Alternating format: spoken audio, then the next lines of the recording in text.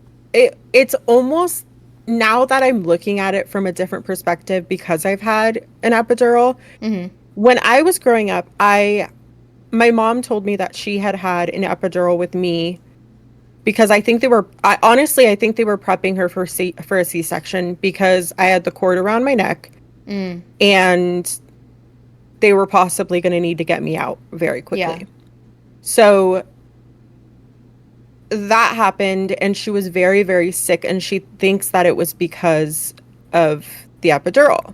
And Mm. some people do have side effects from the epidural, but Absolutely. it's not insanely common, I would say. So, because women are constantly having kids and constantly having epidurals. Right. So, that's why I was afraid to have an epidural. It was never like any fundy movement or anything like that, Mm. although it was very much pushed to have There's an so much unmedicated shame. birth. There's a lot of And shame around epidurals or like pain relief during and now birth. that I'm looking back at it, it's very like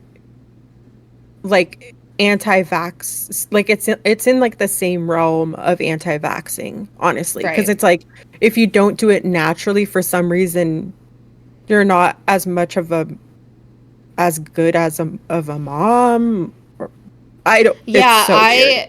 It's so like if you I've, don't want to feel pain, don't feel pain, right. right? So Like, I've heard a few different things from a lot of moms I know who are fundy still, and some who have been previously and are not anymore, and like my own mom who is still fundy. So a lot of the things I've heard are you're not as much of a mom if you don't give birth naturally and unmedicated. So you're not as much of a mom if you have a C-section.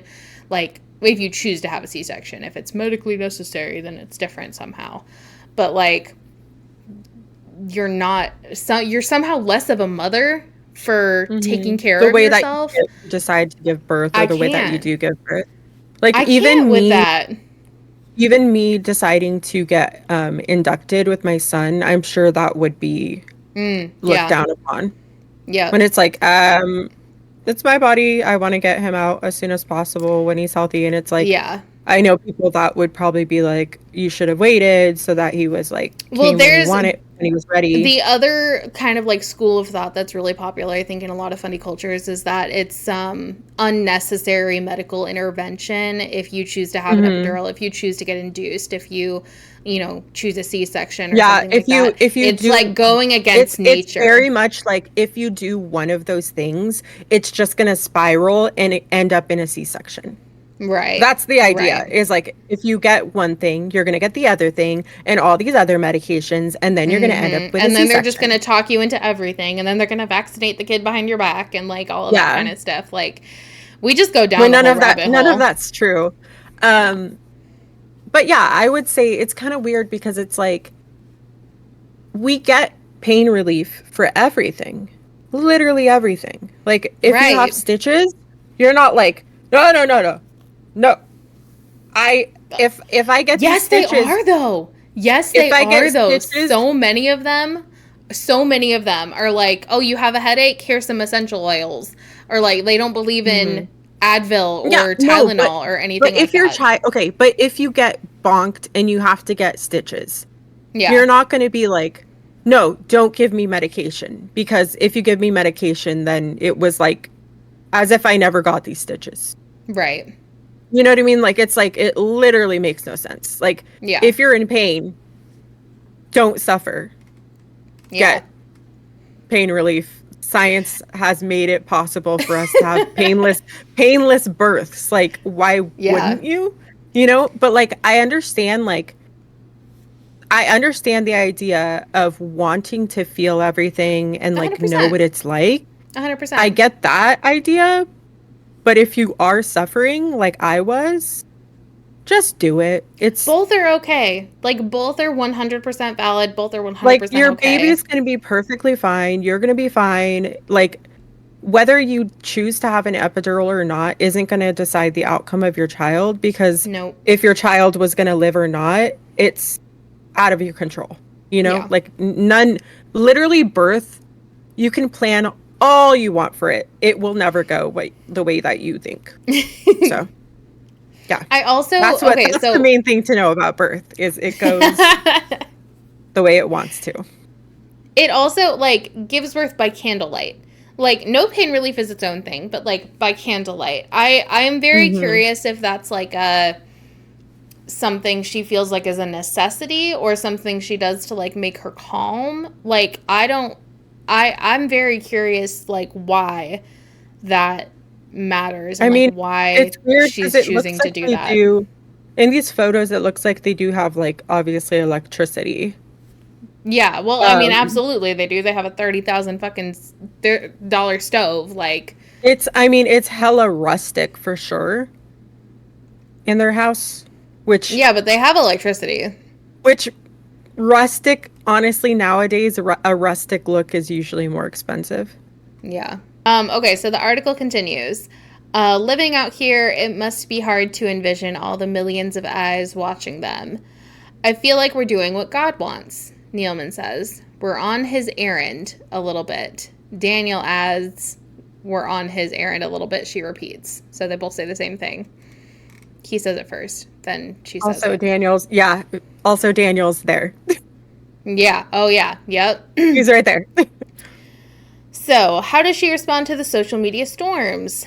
There was one after she said at another pageant that she feels most empowered after she has a baby. There were others when she encouraged the use of natural remedies over traditional medicine. And another when she said that Daniel had drop kicked a cockerel across the yard after it had attacked one of their children. Okay. Yeah, so he's abusive to animals, Well, it essentially. attacked his kid. Yeah, but like you don't need to Yeah, drop it's a kick a chicken. chicken. Well, you don't need to drop kick the chicken, but like I not that he gets a pass for like drop kicking a chicken, but I can understand the fight or flight. Like if my kid was in danger, I might drop kick a chicken. Like I don't know, Yeah. man. It's the same thing. Like honestly, it's similar to like if there was a dog, like an aggressive dog that was trying to hurt my kid, like I'd punch the shit out of that dog to get it off my kid. Mhm.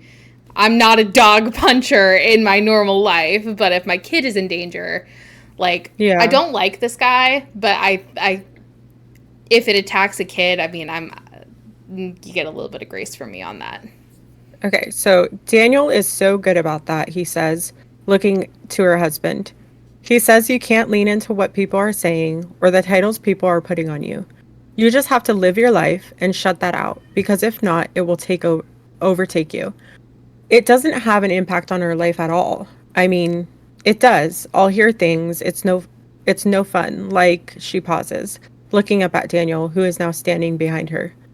What do you think upsets us the most? She asks him. For whatever reason, I'm kind of numb to it, he says. Okay, we're gonna pause. I have a lot of thoughts right here. So he is telling her, he says you can't lean into what people are saying or the titles people are putting on you. You have to just live your life and shut that out. He's telling her not to listen to people. Mm-hmm. Which, I mean, social media trolls, obviously, we don't need to listen to all the negativity, but there are a lot of people out here who are genuinely concerned for this woman and, like, Mm-hmm. concerned about the marriage that she has found herself in. And he is actively telling her to ignore that. So Mm-hmm. that's problematic for me. Yeah. And also the fact that, like, he's literally just following her around. And Mm-hmm. it starts as she's posing this question to her, to Hannah, and Hannah ends with, what do you think upsets us the most? Mm-hmm. Like, I feel, has just completely lost her individuality Yeah. and, like, gotten so wrapped up in this man and what he thinks. And, I think she's not herself anymore. right. She's just trad wife. That's all she She's just is. mom. Like, and wife. She's not, herself. She's not Hannah. She's Yeah. not a ballerina. She's. Well, I mean, she's really lost everything that made her her, I think, to be Right. honest. Like, I would agree with yeah. that. Tradwives are an internet phenomenon, women who have rejected modern gender roles for the more traditional existence of wife, mother, and homemaker. and who then promote that life online, some to millions of followers. Their lifestyle is often, though not always, bound in Christianity. They film themselves cooking mad things from scratch, chewing gum from corn syrup, waffles from a sourdough starter. Their faces glowing in beams of sunlight, their voices soft and breathy, their Michelle children Duggar. free range. Free We range love free children. range children. Free range children. Like chicken. Okay. Which, I We mean, love okay, it. like, We love it when our kids are cage free. when our kids are cage free. Oh my god. Okay, so unfortunate use of words there. I feel like free range children, but I'm also like I'm not against the farm life. Like the farm life is great if that's what you want. The whole issue is Okay, like so that she's being forced into it. I have to say, homesteading is fine if people want to do that. I Yes. know you like the idea of it. And like, I yeah, do. it sounds cool, but like also there's a lot of work within homesteading.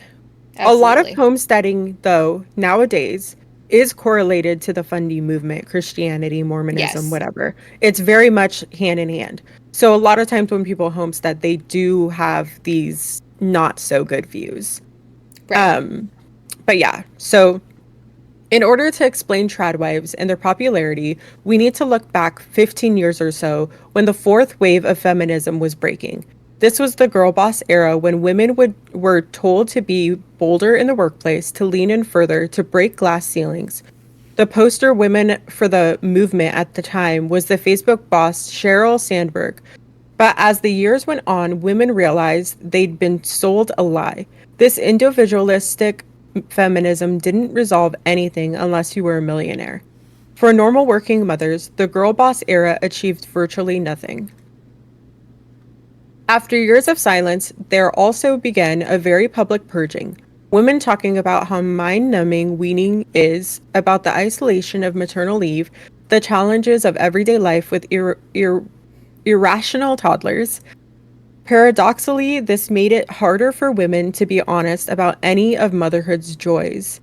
Those who succeeded were seen as smug or sabotagers. I would say, yeah, so women can't be honest about their experiences, to be honest. Like, We they just can't can't. win. Like I'm right now I'm thinking of America's speech in the Barbie movie. Like Hmm. we cannot fucking win. We we just can't Yeah. win.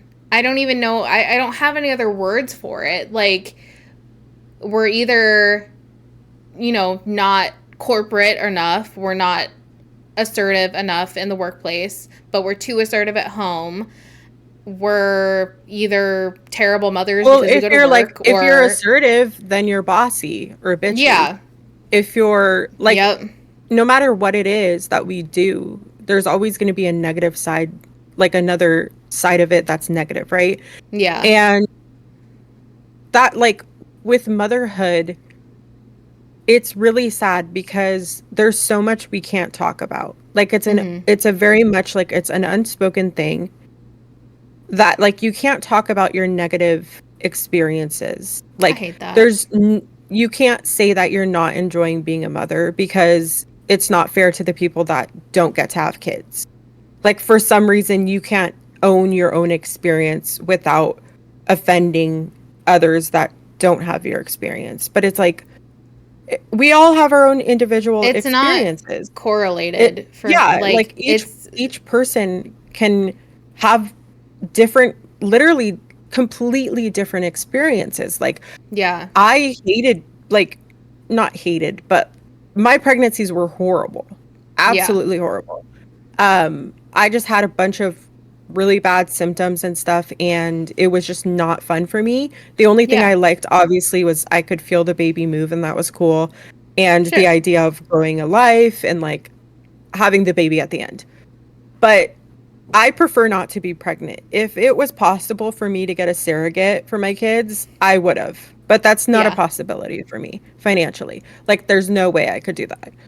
Right. Um, but it's like, yeah, it's frustrating because each person has a different experience. There's people that literally love being pregnant. They would like, it's Mm-hmm. like the easiest and it makes them feel better than they ever do, right? Yeah. It's like it affects people so differently.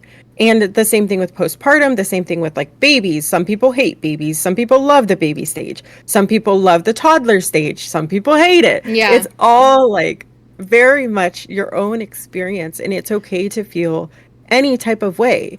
And all of those Yeah. ways should be accepted and like heard and understood. Like there's no reason for us to shut that down. And Yeah. yeah, I think that the trad wife idea makes it like literally like shuts down any negative thought about being a wife or a mother. And it's like, no, we cannot feel negatively about this and still Yeah. enjoy it. It can be both. It could be good Yeah. and bad. Like it Well, I mean, doesn't, Christy, you and I have literally had conversations, and you're just like, oh my God, my fucking kids are driving me up the wall today. But I don't think that yeah. you love your kids any less for that. Like, I don't think that you Hmm. love your kids any less because you're overwhelmed and Yeah. because things are going on that you, like, are struggling with because you're allowed to do Hmm. that.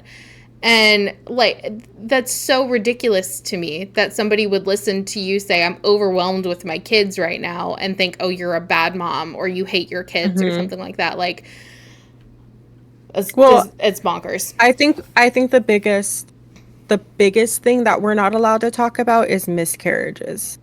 Mm. And like we can't be like there's a whole idea of like don't tell anyone you're pregnant until 12 weeks because that's when it's safe to tell people.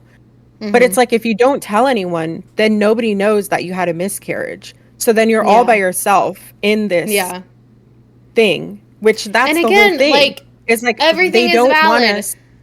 they Like don't want us everything to is speak on anything it's so because dumb. then we have a community. If we don't speak on stuff, if we're quiet about all of motherhood and all of the things, Mhm. then we're alone. Right. And that's what they want is for us to be literally like to be alone in these experiences when we're not alone. Right. And yeah, we should use our voices and not allow people to shut us down.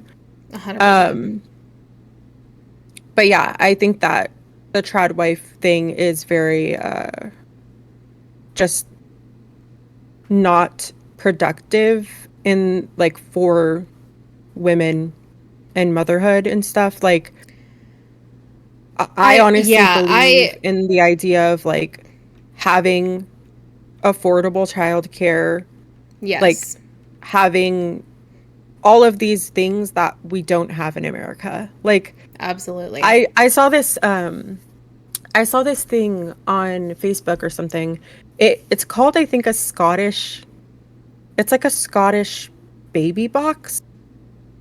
And it's basically this box that they give to mothers where it's like it's a free thing they give to mothers where it has literally everything you could need Oh my for a newborn baby. gosh. That's And crazy. the box itself is the crib. No way. Oh, this is Yeah. so cute.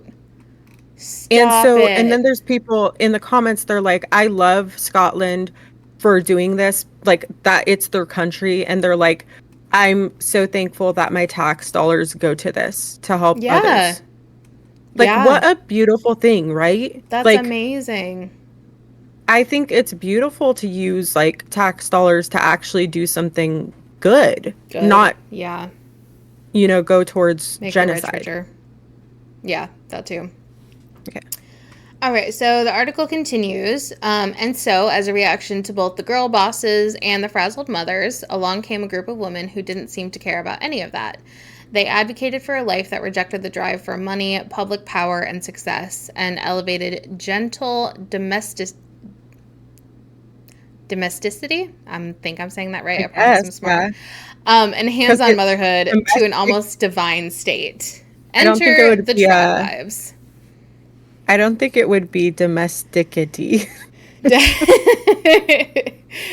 Okay, one of the most influential tradwives is Nara Smith, a 22-year-old Mormon model, 4 million Instagram followers, who talks in a voice so soft she sounds as though she's been brainwashed by a cult. She has.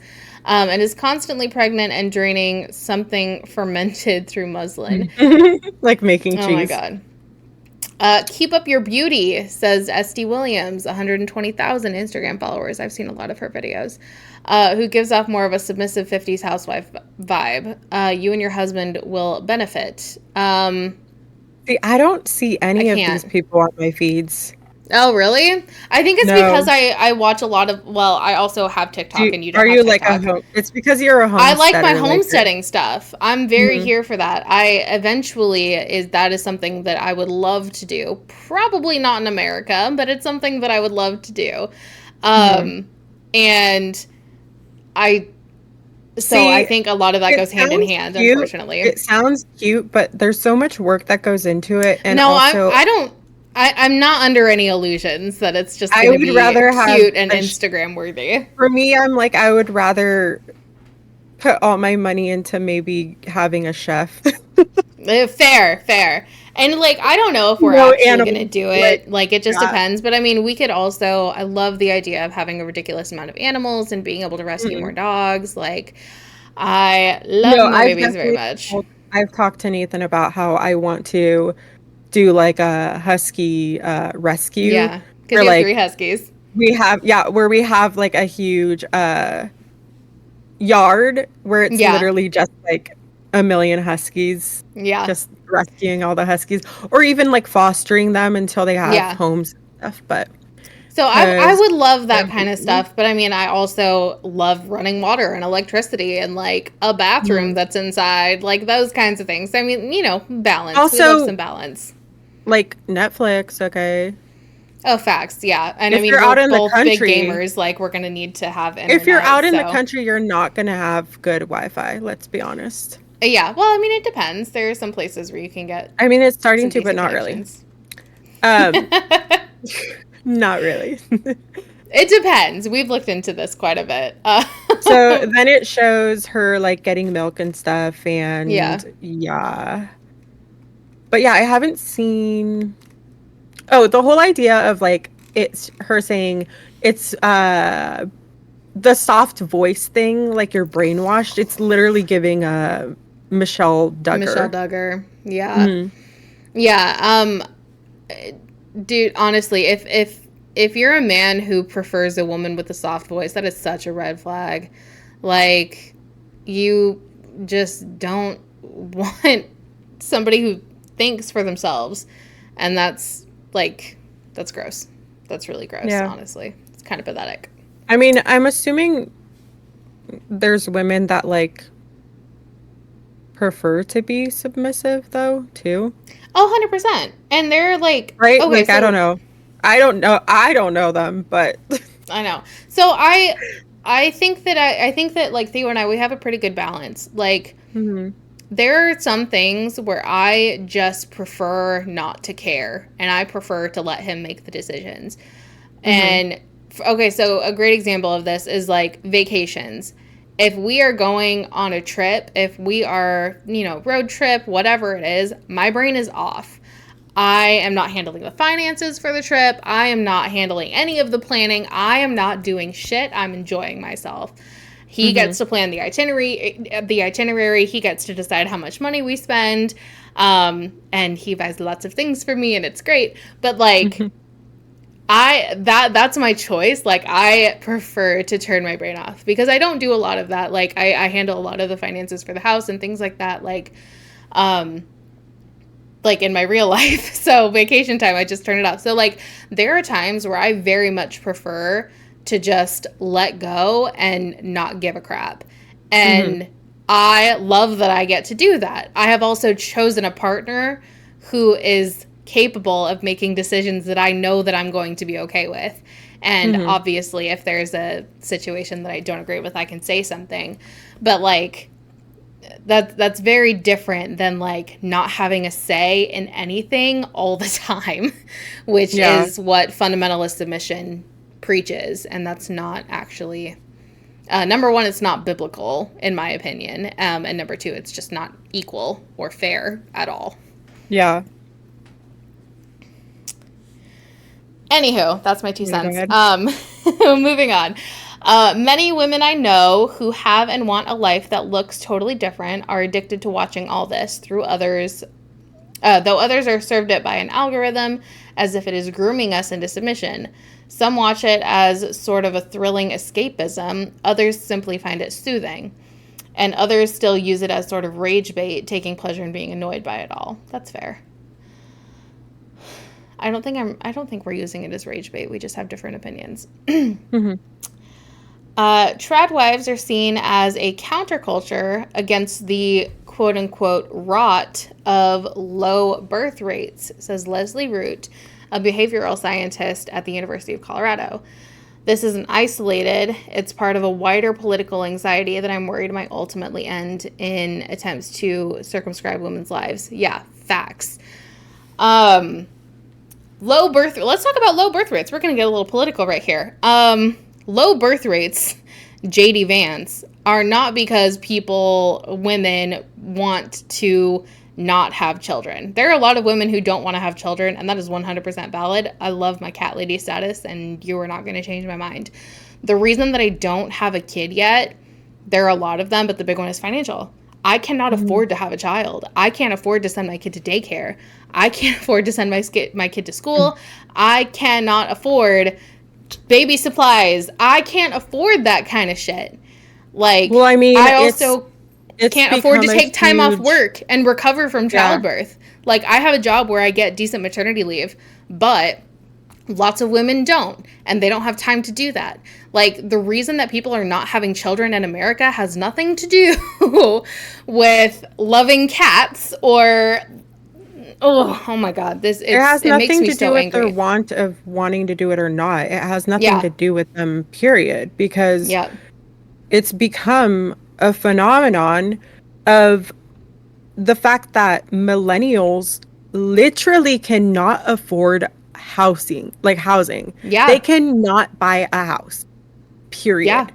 Yeah. So make it make sense. You want us to have children? Then make it Make affordable. it Make feasible for everything us to have affordable. children. Yeah, Yeah. make it so we can have a home for those kids. Make it so we can afford shit, Yep. groceries. Yep. Like you can't force people to have kids they literally can't raise Right. financially, emotionally, mentally.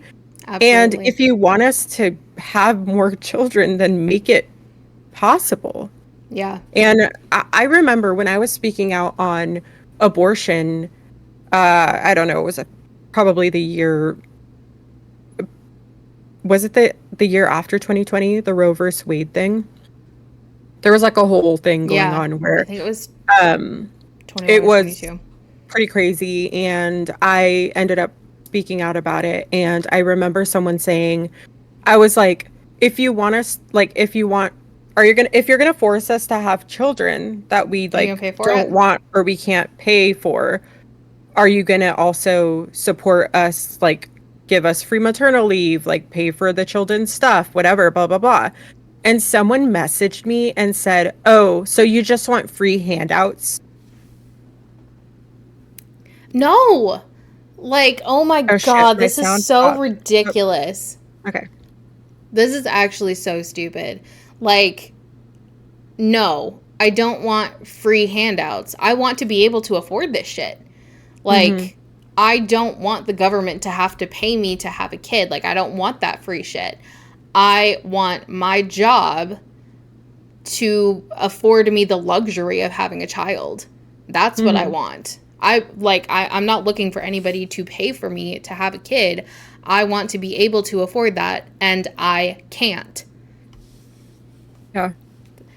That's it. So, yeah. We can barely afford like to live life as it is, Yeah. and sorry that we've done the work and therapy to not want to pass the shit on to our kids Facts. and put them Facts. in a really bad situation where they won't have mentally stable parents, financially Mm-hmm. stable parents. Like We Yep. don't want to, we are the generation of breaking cycles, and 100%. we don't want to pass on Yeah. our mental health issues I and think that like a lot of us are everything. the children of people who did not take care of themselves when it comes to mental health. And the generation that birthed us, like I know my parents, they did not take care of their mental health, and that affected me a lot growing up. Well, our parents also were the ones that, what was it, like the housing crisis? Mm-hmm. They did that.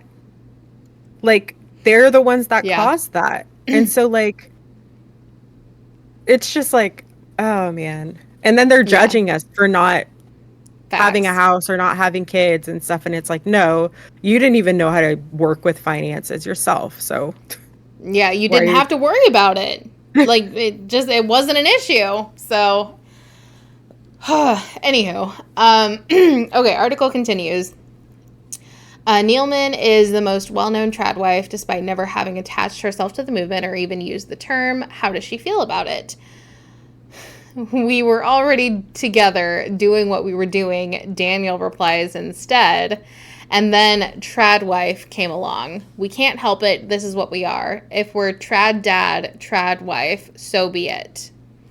I Okay. hate that he uses trad dad and she's trad wife. Like, Yeah. why Not isn't trad he trad husband. husband? Yeah. Or yeah, Okay. it's kind of weird. Nealman, however, thinks otherwise. I don't necessarily identify with it, she says, because we are traditional in the sense that it's a man and a woman. We have children, but I do feel like we're paving a lot of paths that haven't been paved before. Okay, I'm gonna pause right here. What is happening in your head, woman? Like, Yeah. actually, because the whole point of the trad wife movement is to revert to like the 40s 50s like housewife kind of vibe, like it's literally stated earlier in the article, like that is the whole point. So what paths are you paving that haven't been paved before? I don't know what you're talking If you're about. just going backwards You're in literally just time. going back. Yeah. That is the biggest paradox in selling the life of a stay-at-home mother. Nealman and the other tradwives have created high-earning jobs. True. They are being paid to act out a fantasy. Yes. Hmm. So for me to have the label of a traditional woman, she continues cautiously, I'm kind of like, I don't know if I identify with that. Okay. Yeah. I mean,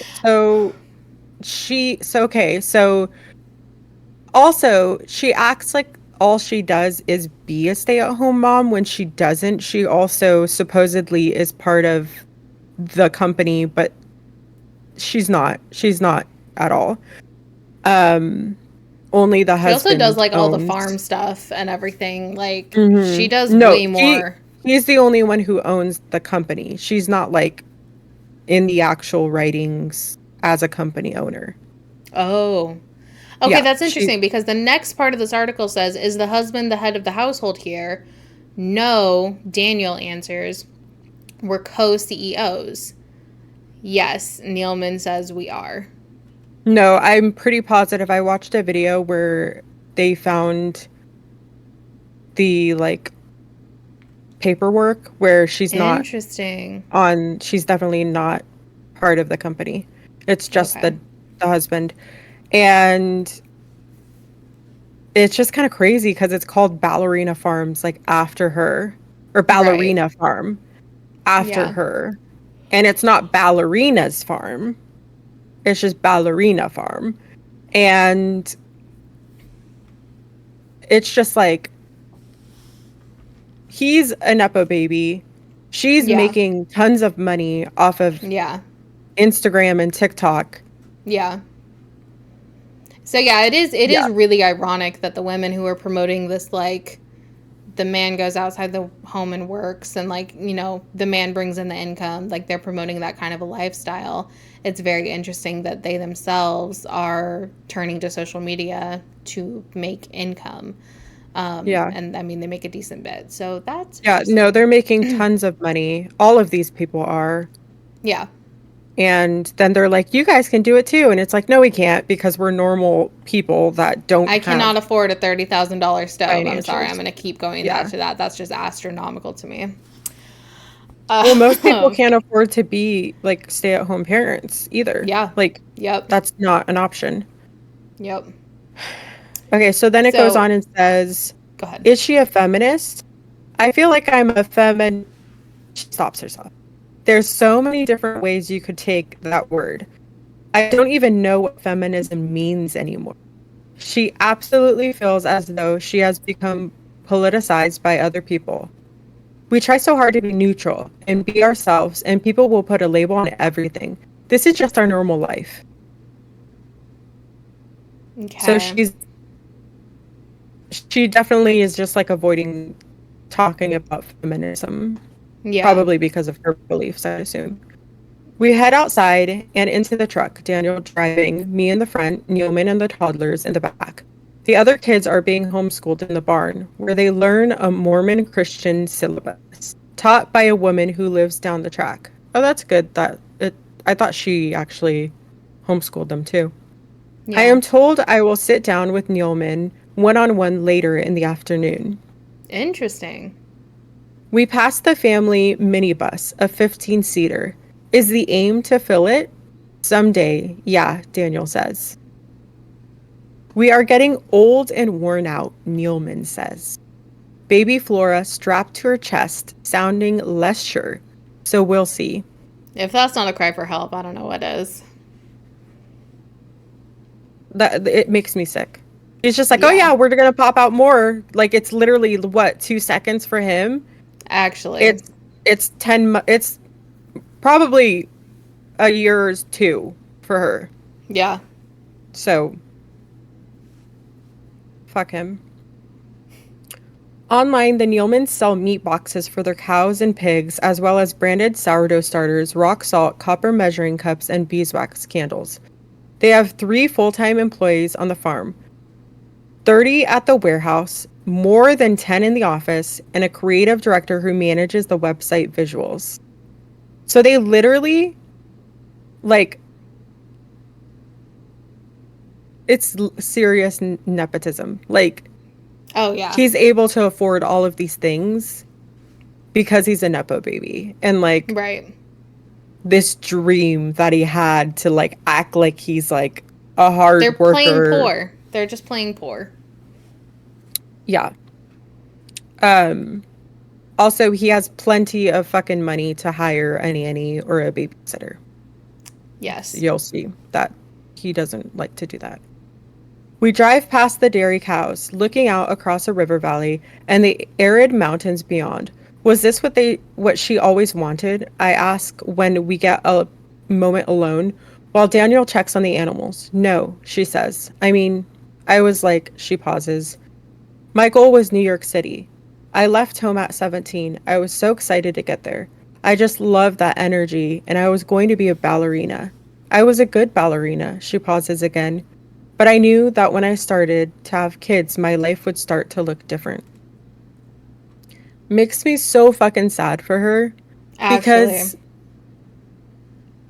a farm, a farm house, I don't think you like can a get more like opposite than oh, ballerina in New York yes. City New than York City is like that's the big city, the big lights, all of the like yeah, the bustle and like you the know what I mean? Like hubbub. it's like yes, it's absolutely a different energy than being a farmhouse wife. Like it's makes me so sad. Like they Yeah. couldn't have I don't know. It's just makes me really sad for her.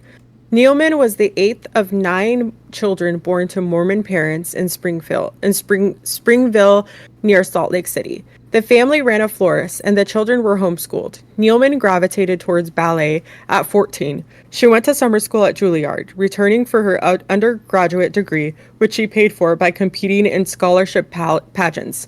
Beauty pageants that offer academic scholarships or sometimes tuition money to winners. Daniel also grew up in a Mormon family, one of 9, in Connecticut, the son of David Neilman, billionaire founder of a number of commercial airlines, including JetBlue. His upbringing was moneyed and suburban. Was this what he always wanted? I asked him when he walks back over. Yes, he says. I expected Hannah to be more at home with the kids, but she said, I watched my parents working together, so whatever we do, we got to do it together. So I mean, that's all the proof we need. This is what he wanted. This is not what she wanted. Hmm. End of story. He was 23 and his she was nearly 2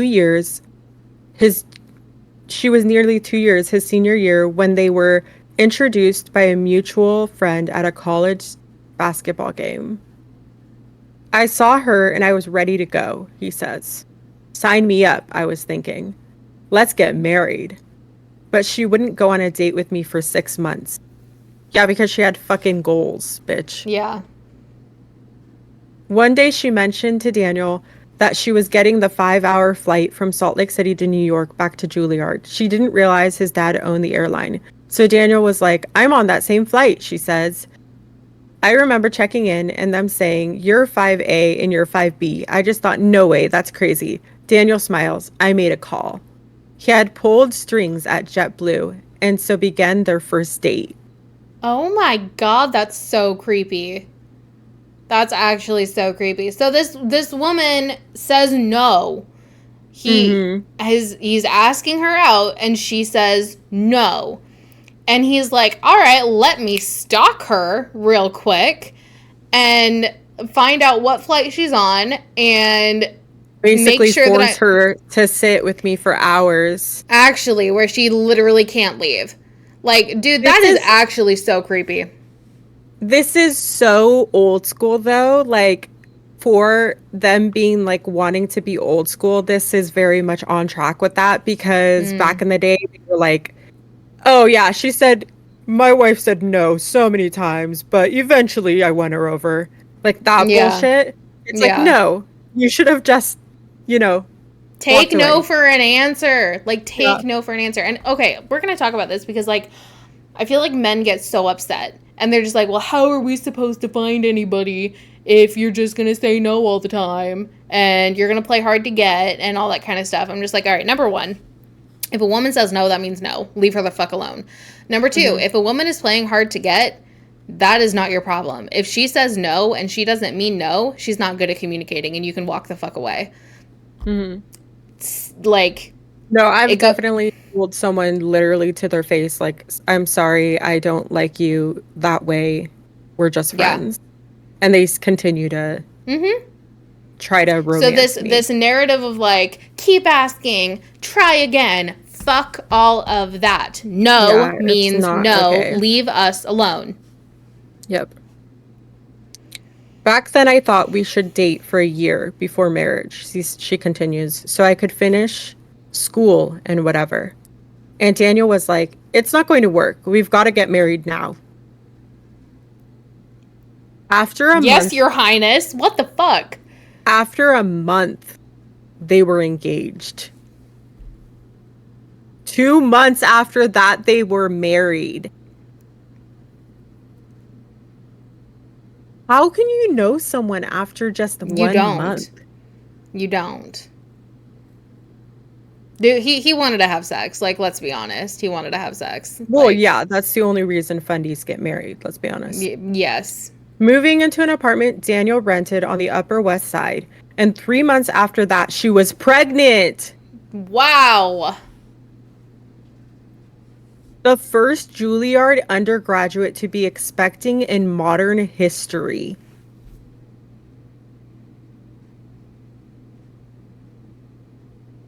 Wow. So he, like, essentially brainwashes her into getting married with her, knocks her up so that she can't continue her dreams of finishing school.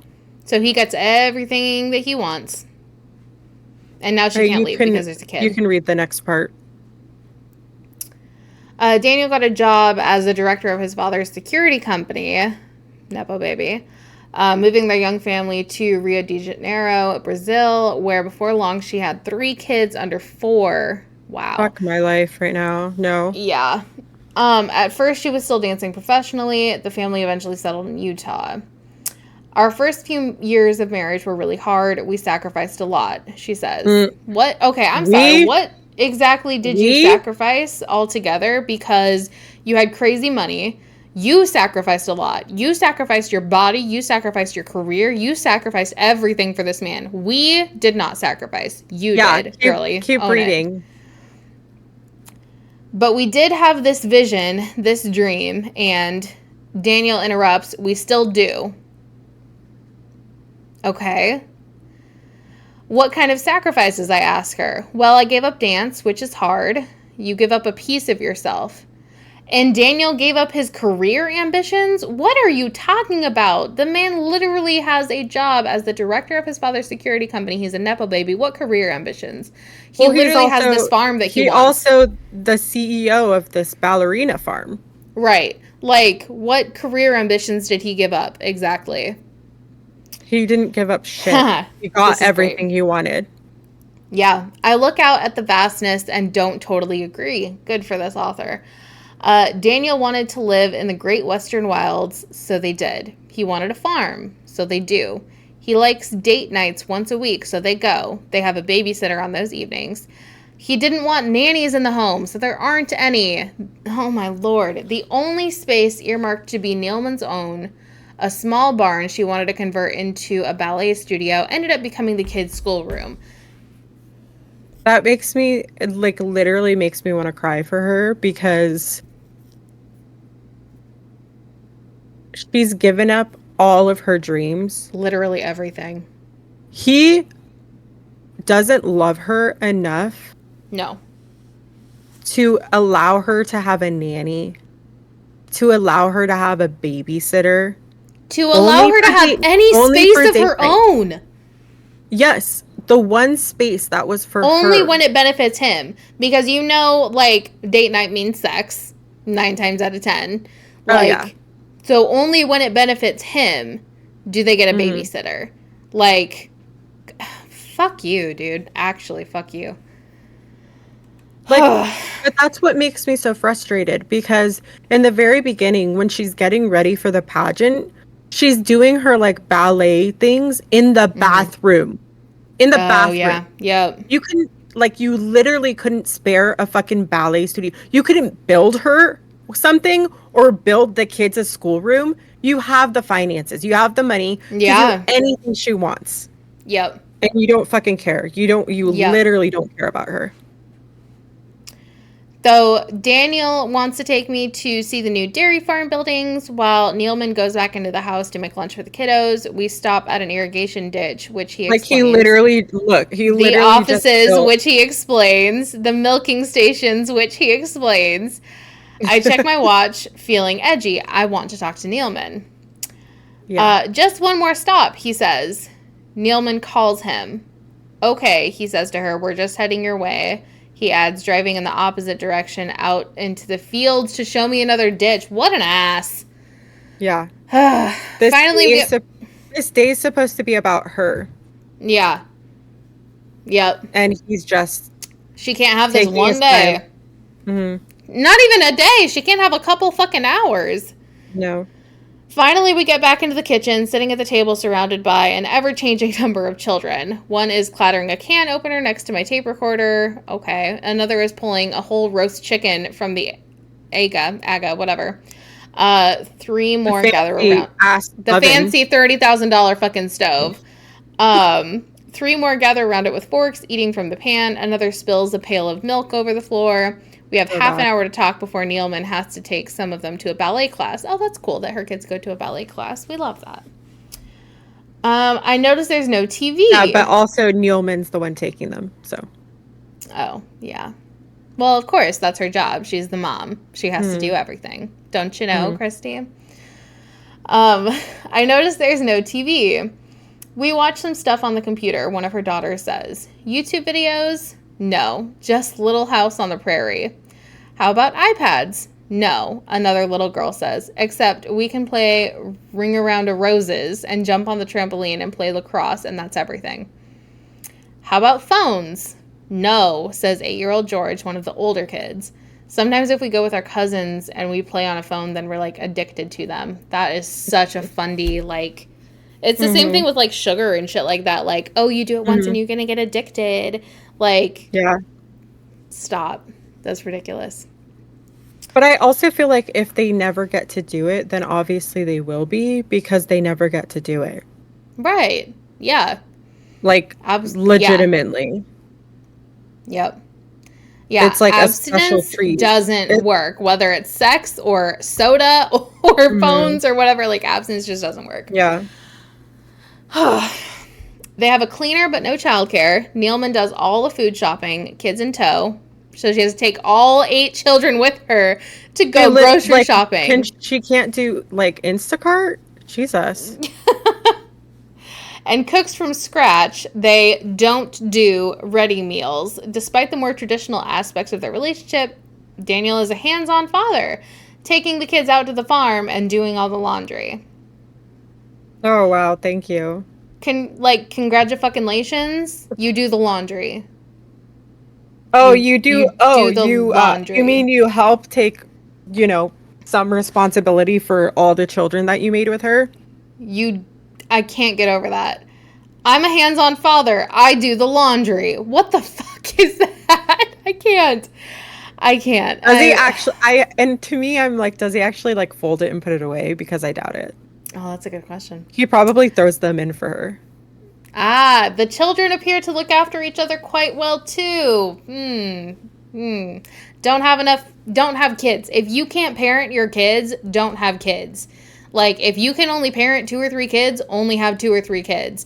Coming from somebody who was incredibly parentified as a child, like, I did not want to be the parent to my younger siblings, and I was for a long time. Like, don't make your kids be your other kids' parents. That's not why they're Yeah. there. That's so annoying. Still, Daniel says Neilman sometimes gets so ill from exhaustion that she can't get out of bed for a week. What the and that's not a red flag for you, buddy? That's not something that you feel the need to take care of? That's not something you think is a I problem? literally I can't believe Homie, what are you doing? I can't believe he allows her to get so exhausted she has to be in bed for an entire week. Like that is so fucked up. It's That's not okay. no. The I don't know. He doesn't love her. Like, he really just doesn't. No, there's no way. He seems very narcissistic, and it seems like he just loves what he can get from her, which is this like idyllic family Yeah. and like this picture perfect whatever. And she like he conned her into giving him that by literally stalking her. God, what an ass. Yeah. The bedroom is also where she had her children, with the exception of Henry and Martha, who were born in a hospital, a fact that did not escape some of her followers. After that, I was like, I'm ready to go back to home. She says, I just love having them at home. It's so quiet. She also gave birth to them without pain relief. None at all? She shakes her head. Why? I don't know. I just have never loved taking it. She stops herself. Except with Martha, I was 2 weeks overdue and she was 10 pounds, and Daniel wasn't with me. She lowers her voice. Daniel is currently out of the room taking a phone call. So I got an epidural, and it was an amazing experience. Where was Daniel that day? It was shipping day for the meat boxes, and he was manning the crew. But the epidural was kind of great. She pauses and smiles. It was kind of great. Okay, so yeah, no, pain management is not her choice. We don't love that. Also, this man was too busy working to be there while she was delivering her child. Fuck Hmm. you. Oh, this. I need It's to calm so down. weird I'm because getting she's so like, mad. it's literally like she's like lying to herself. Like, Yeah. I never loved taking it. And it's like, how do you know if you loved it or not if you've never had it? Right. And then And then it's literally like, as soon as then you she have it, you said love she it. has it, you loved it. So you know It this is doesn't not make her sense. decision. Yeah. So the reporter goes on, I wanted to ask her about birth control, but we are surrounded by so many of her children, and Daniel is back in the room now. Do you, I pause and look at her fixedly, plan pregnancies? No, Daniel says. When he says no, Neilman responds gently, it's very much a matter of prayer for me. I'm like, God, is it time to bring another one to the earth? And I've never been told no. So they don't use birth control. That's the No. answer. They don't use birth control, which is not surprising. Oh my I don't god, know if you ew. guys know this, but it's very scientific, like when you can have children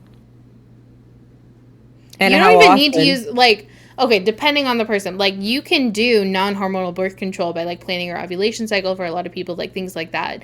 Like Hmm. you could do Yeah. that, but they don't even do that. So, excellent. Um but for whatever reason it's exactly 9 months after a baby that she's ready for the next one, Daniel says. Okay. And you know It's what? definitely stop it. I What? bet, I bet you, I bet you $1 million this motherfucker tracks her period Oh, I wouldn't. Yeah, I wouldn't be surprised. I and would be surprised at plans all. date nights when she's ovulating. Mm-hmm. Like he Uh, sounds like the type. oh, 100%. It's definitely a matter of prayer, she says. It's a matter of prayer, but somehow it's exactly 9 months, he says. Just has to get the last word in there. Jesus fucking Christ. The Nealmans have strongly held Mormon beliefs, which they mention far more in person than they do online. The Mormon Church emphasizes heterosexual unions and sexual purity. It opposes elective abortions, allowing for exceptions only when the pregnancy results from rape or incest. Oh, that's good that they've come around Yeah, to that part sure. at least. Um, or when there is a threat of life to the mother or fetus. Okay, Hmm, well, sure. that's better than it used to be. So, I mean, that's what they all say, but then they're against basically all. well, the fact that you would have to like go to the church and get approval before you get an abortion is just complete bullshit. It's so Well, stupid. no, that's the Christian rhetoric of just be like, oh, of course, if it's rape or incest, so of course, yeah. But then they vote against every single right of anything True. for women. Well, and So, a lot of them, like I've talked to people who are very blatant, doesn't matter if it's rape or incest, doesn't matter. The only exception that I have actually heard from people is if the baby's going to like it like threat of life, essentially. To hmm, to the baby, not necessarily to the mother, to the baby. That's the only exception I have heard consistently in IFB circles. that's weird. No, I've heard people say that maybe it's fine for those things. It yeah, But it yeah, but varies. then they go on and they vote for things that are not pro Yeah. Yep. life and women. Does Nealman agree with the stance on abortion? Um, the church is a lot more lenient than a lot of states in the US, Daniel says. The church is against, I'm going to get an abortion because I'm not happy I'm pregnant. We see the joy of having kids. That's coming from Daniel.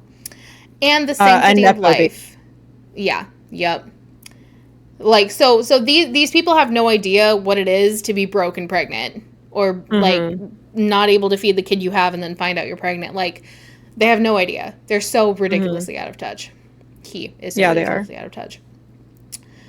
And the sanctity of life, Nealman says. Absolutely, Daniel continues. No, And I literally have I have a friend that the same woman that told me the other thing that I said earlier.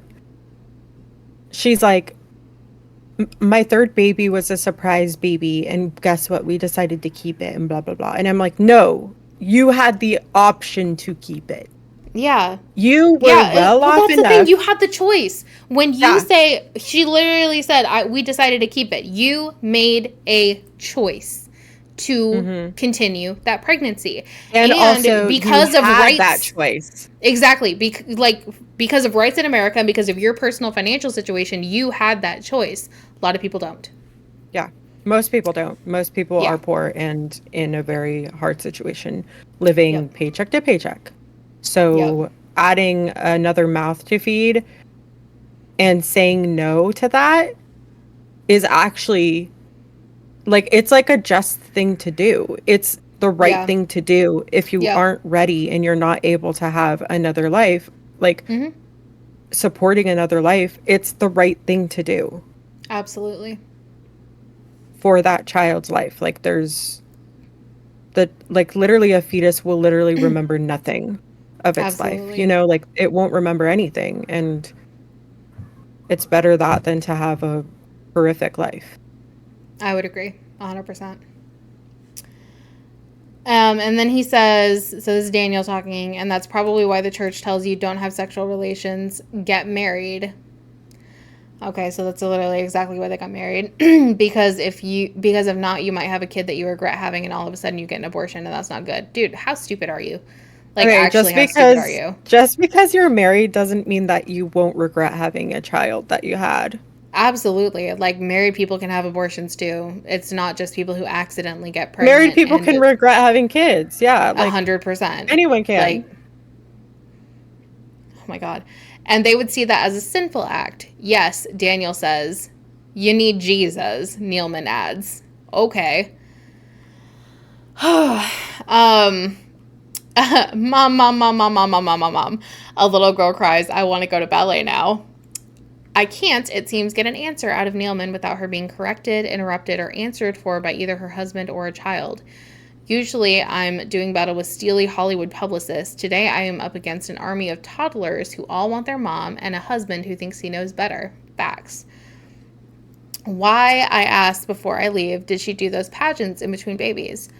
Well, my sister called me and said there's a Mrs. Utah. Let's do that together. She gestures to all the children around her, break things up. And the sequin gowns, well, they used to be in her bedroom cupboard, but with all of her stuff, and Daniel's and Henry's and Charles's and George's and Francis and Lois's and Martha's and Mabel's and Flora's, the cupboard got so full that there wasn't any room, so Daniel put them in the garage. Put her dresses, like her pageant dresses, in the garage. Yeah, of course. Because you can't have anything for yourself. God, fuck you, dude. Yeah, instead of building another farm, another You barn could literally just build another building, and she could have a ballet studio. She could have all of her dresses. She could have just space for herself. God. He literally just built like a whole ass milking farm or whatever the fuck. Yeah. Why can't he build her a small little space of like a walk-in closet and a ballet because studio? Then he would have to spend time with the kids by himself and let her have her alone time, which is just not easy for him. So yeah, that's the article. Go ahead. We will be watching a video of her response, of the Ballerina Farm's response to this video, to this article. Do you want to go ahead? What were you going to say? Oh, okay. So we're going to talk about her response. We're also going to talk about the birthday gate or whatever. But I wanted to talk a little bit about the concept of consent to this, because a lot of people are saying, well, she knew what she was getting into when she got married. She grew up Mormon. Like, she knew, like, she agreed to this, essentially, is what a lot of people are saying. So a page that I follow on Facebook is called Bear Marriage with Sheila Gregoire. She's based in Canada. She's not IFB, but she is evangelical. And she talks a lot about the dangers of purity culture and talks a lot about what biblical marriage should actually look like based solely from the Bible and not from IFB preachers who just want to get laid. She talks a lot about that kind of stuff, and she had some stuff to say about Ballerina Farm because obviously it's in that same scope.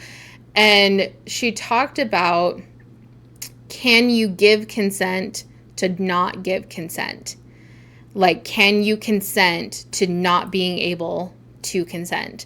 And I love this perspective because, yes, in one sense, she agreed to this life, right? Like, she married this man knowing at least some semblance of what his dreams and goals were.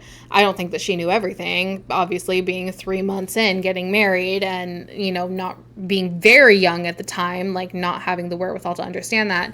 But I can understand why people would say she agreed to this. But I don't think that you can consent not to give consent. Because she's sitting here in this situation now. And I mean, I'm sure that there have been times when that inner voice has come out and been like, hey, something's wrong here, because how could it not in that relationship? And she's had to just push that down, shove that down, and tell it to shut up because that's not allowed. So I think, I really do think that you can't give consent to not give consent. You can't just. I think that it all comes down to like the Mormon Mm-hmm. religion and view on like having kids, and that they're literally told like even if you don't have the finances for a child to have a child God will provide.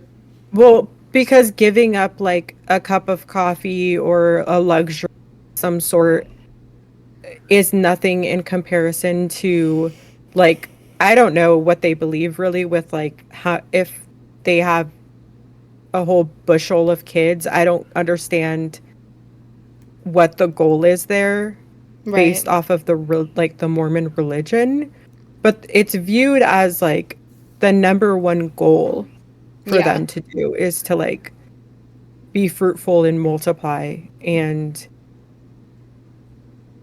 when you go into a marriage of believing those things, it's hard to stop the train of like Yeah. quiverful, right? Where it's like they're obviously not doing birth control. She's obviously not going to talk to a doctor by herself Mm-hmm. to see if she could get birth control, or she probably doesn't even feel comfortable to even talk to her husband about that. Well, no. It just seems like it's her only And option to I feel just like keep having kids. she is just stuck in this marriage where there literally is no way out because this man, he's not a good person. Like, he has taken advantage of her throughout their entire relationship from what Mhm. the things that they've said. And he is, again, I don't know him personally, but the things that I've seen, the things that I've read, and I mean, the article that we just read, he seems to be a very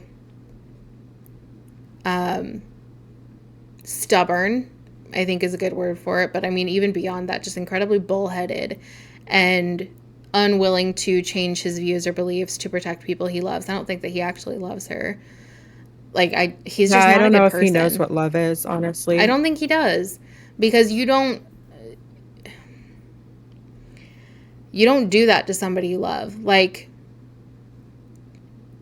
I have 4 autoimmune diseases. I am tired all the fucking time.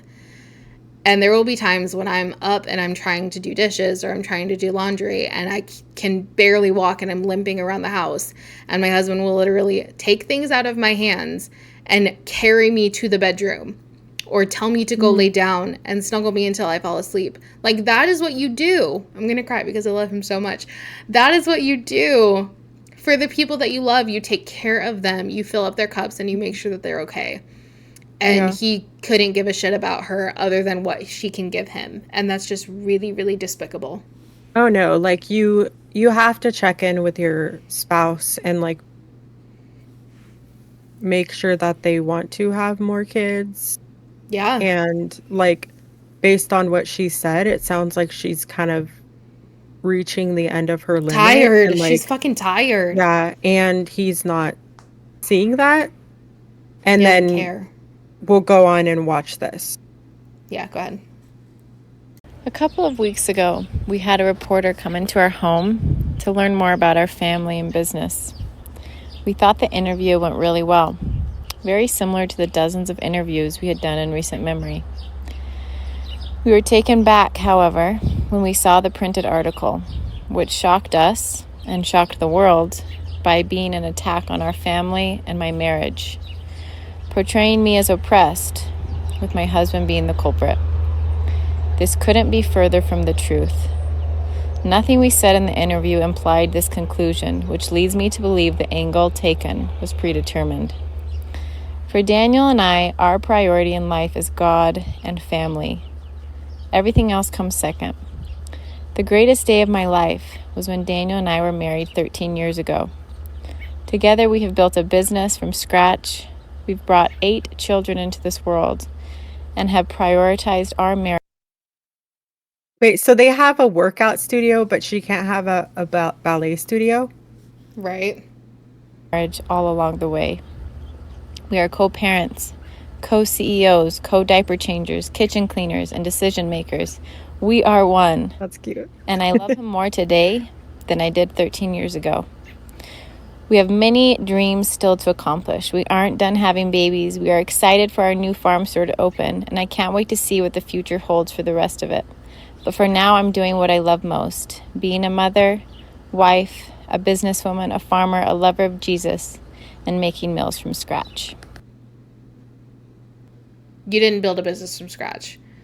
You had a ridiculous amount of capital to do whatever you want with it, like where you Yeah. come from. So that's a lie. Like that's not the truth. You can't. You're pretending to be poor. You're pretending to come from hard things, and you didn't. Yeah, yeah. Also, just so you know, they're not done having kids. Yeah, and also She had to make like sure to put that in there because I'm sure of he how told her she to. sounded. Yeah. Yeah. And I think what really bothers me about this is that they are lashing out at the reporter who wrote the article and saying that that the angle was predetermined. I don't think it was. Those things happened. Yeah. Things happened. Your husband sits there talking for you, corrects you, interrupts you. Those things happened. I don't think that the article was predetermined. I think that what you portrayed is exactly what you are. You are oppressed and your husband is the culprit. That is I what also it think is. that this probably would have gone over way better had you gotten 4 hours to yourself. Yeah, 100%. Like, well, and and just honestly, if there's allowed any her like to. you blame your husband for the way that he portrayed himself in your family because Yeah. that's exactly what he is, and he showed his colors and somebody called him out on it, and that's just not acceptable. And to me, it's really sad because she literally didn't want to get married. She was like, I'd rather, like, she thought that they should at least date for a year before getting married. They were Right. dating for a month.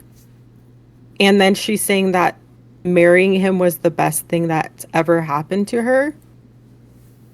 And I just don't believe it. I believe that she's heartbroken that she didn't get to finish her dreams as a ballerina. And like, Yeah. and she's just brainwashed and having to like, I think she's just having to survive and like force She's herself to coping be really okay. hard. Yeah, like forcing herself to be okay with like the life that she has now because the life she wanted was taken away, and honestly from having kids because of him. Yeah. Yep. So because of having kids so soon into the marriage too, like yeah. Jesus. Yeah. So this is a video that we want to show of her getting birthday. a present. Yes. What'd you say? The birthday thing. Yes, her getting a present from her husband. It was my birthday present from Daniel. Hoping tickets to Greece. Where's it from? I don't know, the boys took it off. I took it off. It's from Ukraine. So, plane tickets? It's really sad. Ooh, a hat I can wear in Greece. It's not a hat. It's not. Oh, my A-game friend! He did it.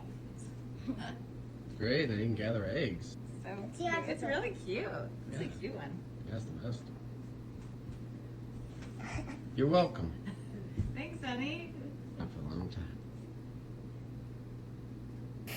There's so much. There's so I much. literally Okay. can't.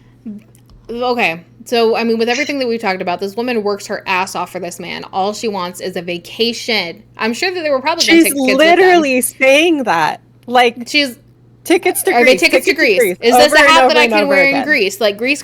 I want to go to Greece. What does he get her? A something for her to do more labor. What's insane is he probably wouldn't even have to pay for the fucking tickets. Right. Period. Like, his family... His dad owns a fucking airline. Yes. He can do that creepy-ass shit he did to get her to be stuck in this marriage. Well, yeah, but now that he's got her, he doesn't have to try. But, okay, also, can we talk about the fact that, like, she puts it on, she's like, this is really cute, and he says, you're welcome, and then she says, thank you. Like, oh, you're welcome. But let's start with the beginning. Let's start with the beginning. Okay. He hands her a box. Mm-hmm. That's not wrapped. Not anything. He literally says at the end of the video, he's had this for a very long time. He had plenty of time to have, like, the kids wrap it up, for the kids to, like, make little cards, anything. She's not even worth, like, that very minimal effort. Yeah. So it's just been sitting around for months, and he hasn't done anything with it. And then he gets her something that is a literal chore for her to do. That's like being like, if you got me, like, a vacuum or me a treadmill, cleaning products, or like okay, so I'm okay, from the perspective of I'm a farmer, that would be helpful. I would love to have something like that. Not for my fucking birthday. Not in comparison to a vacation. But the thing is, not as the only thing for my birthday. Right. Absolutely.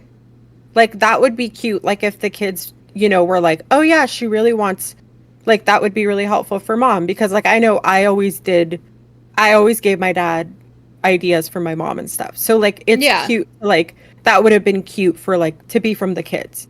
But he should have still given her a trip to Greece. Absolutely. Especially after 8 fucking children. 8 children, passing out from exhaustion, not having any space to herself, literally giving up her entire life to be whatever he wanted. Like, this man is a complete asshat. Yeah. But this, I mean, honestly, it's like... It's just like the misogynistic view of, like, fundies. And that's obviously why we are talking about this today, because it has to do with our podcast of, like, cults and Mormonism being a fundy cult, and that it pushes these narratives, you know, and, like, it's not okay. And I hope she's doing okay, and I know that she's going to push forward the narrative that she is okay and that she's safe and that she's in a good relationship and so on and so forth. I'm not going to believe it. It's going to be really hard to believe anything moving forward, because it just seems like she's struggling, and, like, he needs to realize. How can you not be? I hope honestly, he realizes that she needs some help.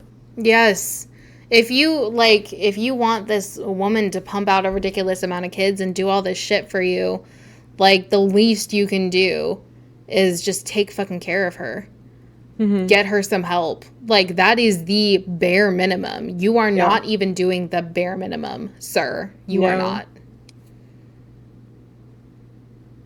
No, I'm sorry. If you can't, like, if you have no respect for a person that has literally given you children, then I have no respect for you. Like, there's 100%. Yeah. If you don't view your wife or your partner differently after they literally birth your children and go through all of that pain so that you can have a baby, like, and you don't respect them more, if you don't love them more, if you don't take care of them more, fuck you. Like you're not a good person. I'm sorry.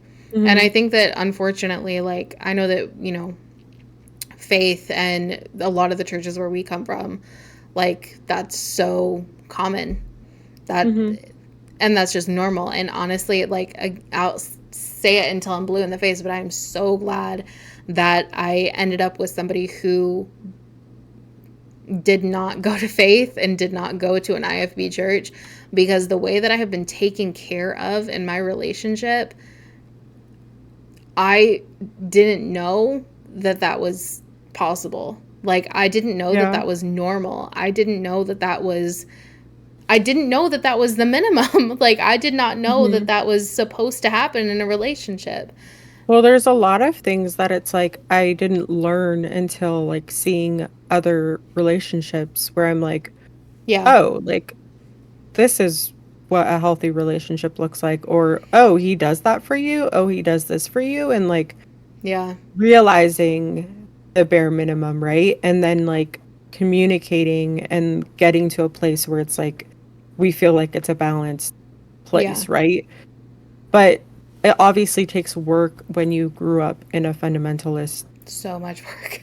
Yeah, like it's just, yeah, but I hope she's okay. I hope that in some way, obviously, I believe that I'm sure she's happy in some way because I know once you become a mother, like your Yeah. dreams do change and stuff, and like they kind of become the And I center of mean, your world. I have But I no do doubt that hope she that loves her she, kids. Like, I have no doubt that she's a great mom. Mhm.